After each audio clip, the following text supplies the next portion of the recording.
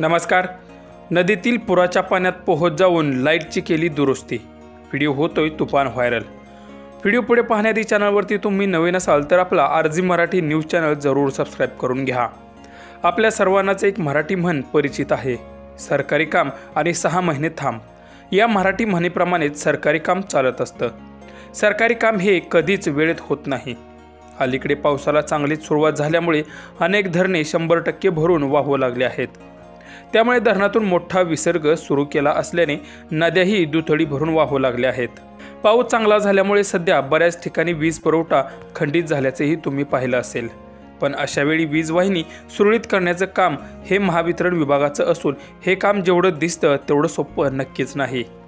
व्हिडिओमध्ये तुम्ही पाहू शकता, वीज वाहिनी खंडित झाल्यामुळे ती सुरळीत करण्यासाठी एक महावितरणचा कर्मचारी चक्क नदीला आलेल्या पुराच्या पाण्यातून पोहत जाताना दिसत आहे।